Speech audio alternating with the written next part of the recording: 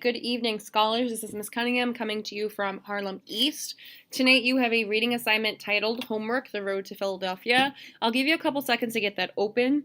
As you do so, just a gentle reminder that I am not here to do the thinking for you. Rather, I'm here to help read with you to make sure that you are doing every single step in your plan of attack to be successful.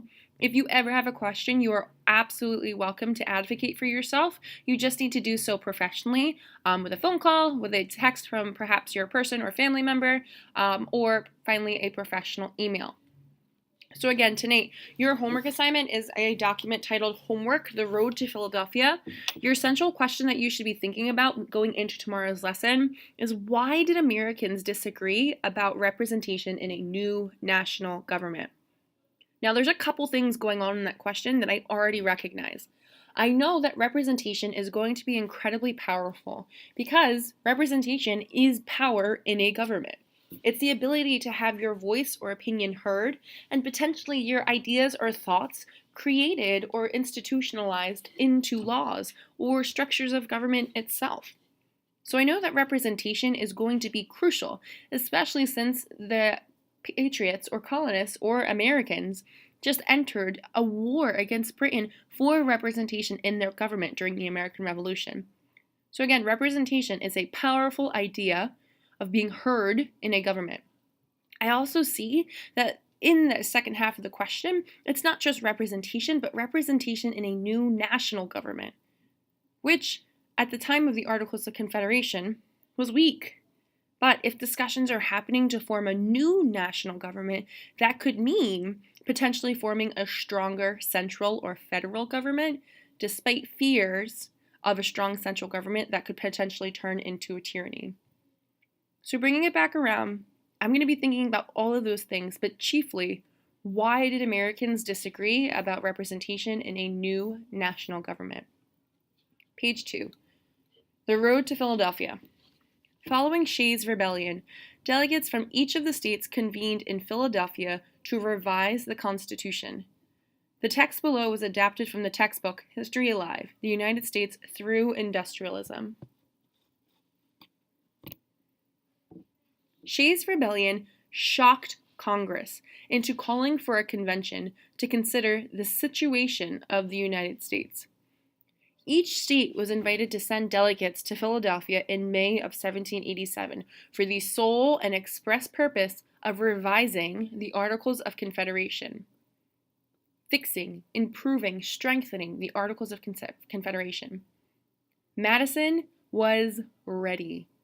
For the past year, he had devoted himself to the study of governments, both ancient and modern. The lesson of the past was always the same. A nation made up of so many groups needed a strong central government, or it would soon be torn apart by quarrels or fights. Jot.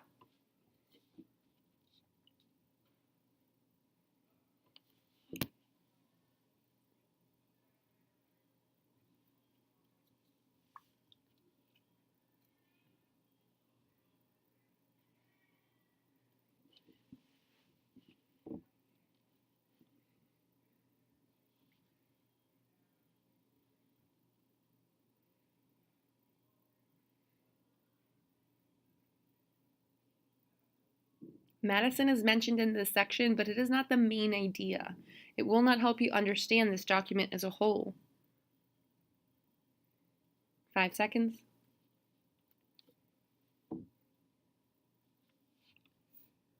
On May 25th, 1787, the Philadelphia Convention, or the Constitutional Convention, met for the first time in the East Room of the Pennsylvania State House. The Declaration of Independence had been debated in the same room just 11 years earlier. The delegates would meet in the East Room all summer.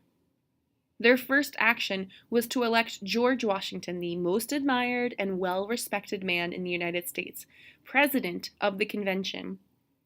55 delegates from 12 states attended the Constitutional Convention. Rhode Island, which prided itself as the home of the otherwise minded, and feared a strong national government, boycotted the meeting. Some leaders of the revolution were missing as well. John Adams and Thomas Jefferson were representing the United States and Great Britain and France, respectively. Others who did not attend included John Hancock and Patrick Henry, who feared a strong national government like the former British monarchy. It's your time to jot.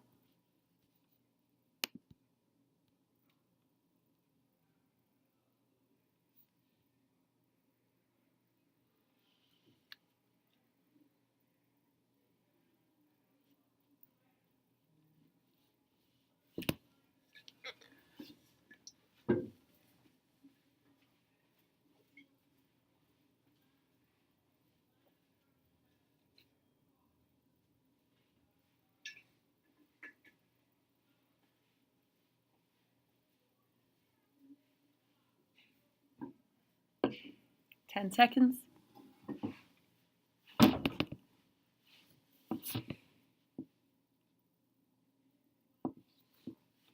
The best prepared of the delegates was James Madison of Virginia.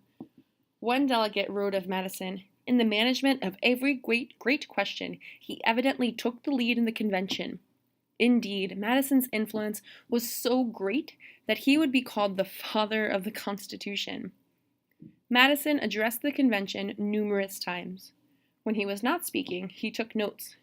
Sitting near the front of the room so that he could hear everything that was said, Madison wrote down nearly every word. Together, his notes covered more than 600 printed pages, detailing the day-to-day of the entire convention. Jot time.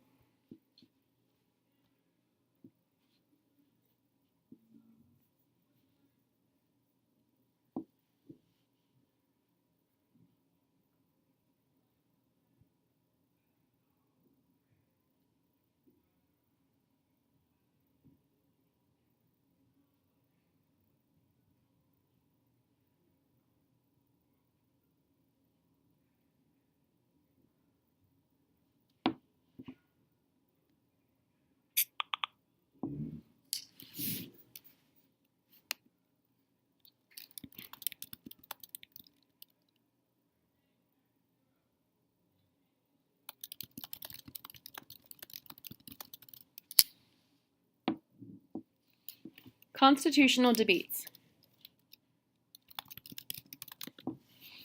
Once the convention was organized, the delegates got down to business.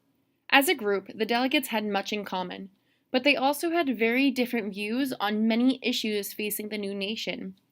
To be sure, all of the delegates were committed to the ideas of the Declaration of Independence.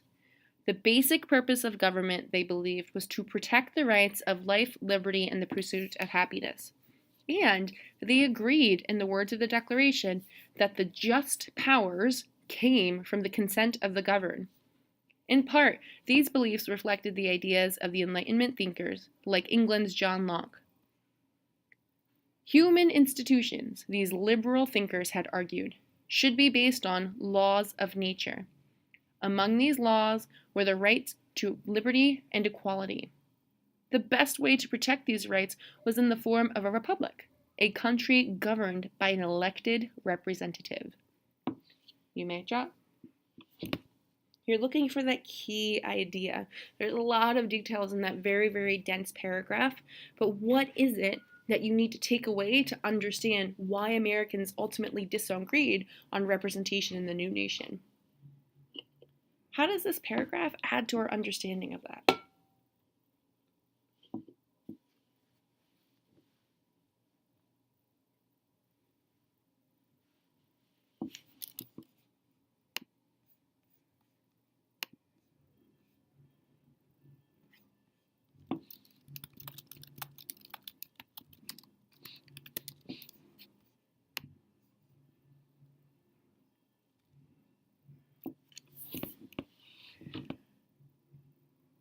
Despite the delegates' broad agreement on a government of the people, many questions were left unanswered.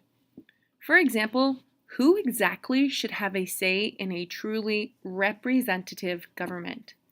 Even the most liberal states, only free white males could vote. Women could only vote in New Jersey, but lost this right in 1807, and in many states, only wealthy men could vote or hold office. The most troubling question to the delegates was the power of the national government. Many delegates wanted to keep government close to the people by preserving the right of the states. They feared that a strong national government would threaten the individual liberty both of individuals and of the state. Others, including Madison, argued just the opposite. Look at what happened under the Articles of Confederation, he argued, referring to events like Shays' Rebellion. If the central government is too weak, it cannot do its job of protecting liberty and property. This is your jot time, and as you jot, you need to consider, what is the argument here? Why are they disagreeing? What is causing this disagreement?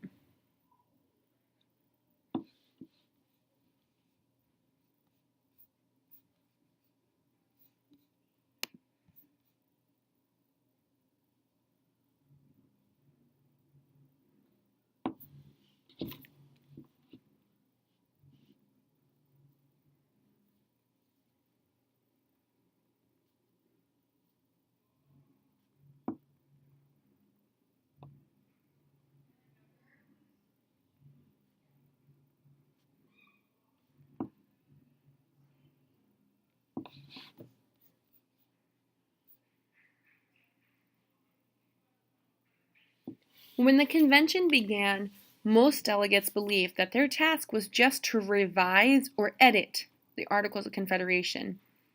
To their surprise, the Virginia delegation presented them with a completely new plan of government.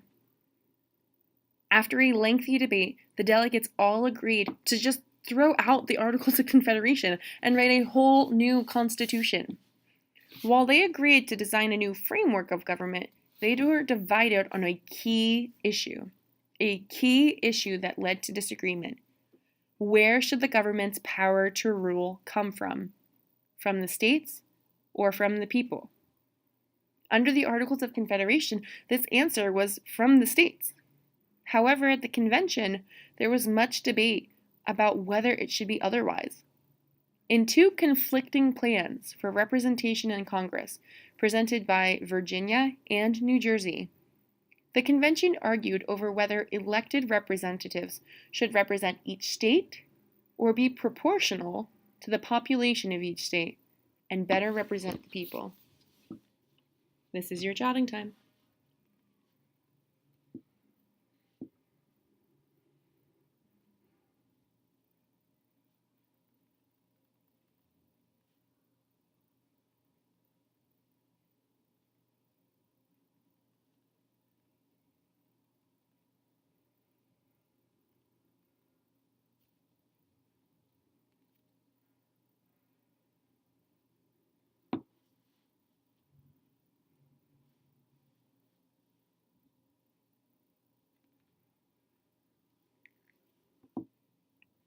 Ten seconds.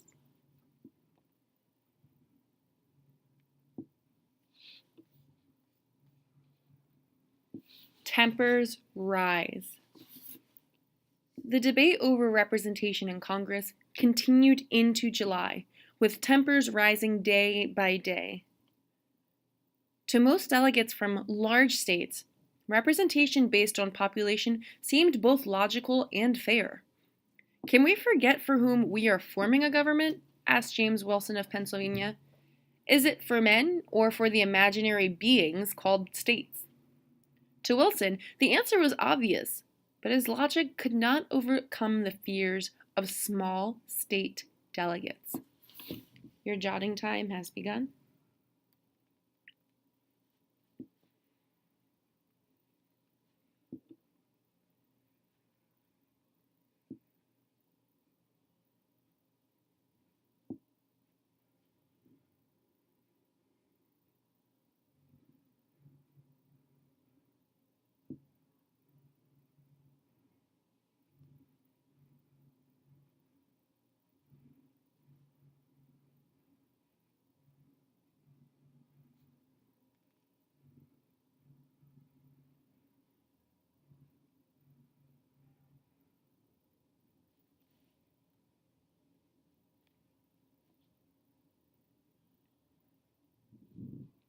One hot Saturday afternoon, Gunning Bedford of Delaware tore into the delegates from large states. "They insist," he said, "they will never hurt or injure the lesser states." His reply to his own concern was straightforward. "I do not, gentlemen, trust you. If the large states continued in their efforts to crush the smaller states," Bedford warned, "the small ones will find some foreign ally of more honor and good faith who will take them by the hand and do them justice." Rufus King of Massachusetts was shocked at this reference to foreign powers. He said that he was grieved that such a thought had entered his heart. Still, every delegate knew that Great Britain, France, and Spain were just waiting for the United States to fall apart. Your jotting time has begun.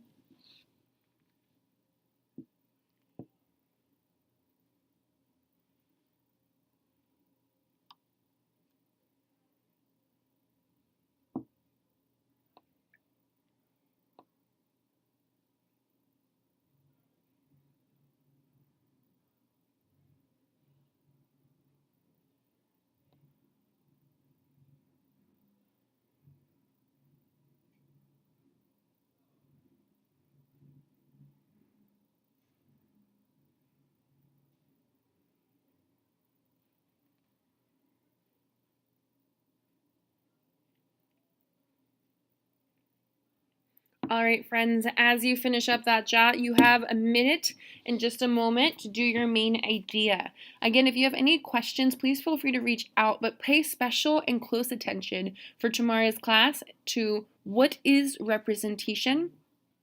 Why do people disagree about it in this Continental Congress? And what does it mean? What is at stake if a solid and strong plan is not adopted? Main idea. Good luck.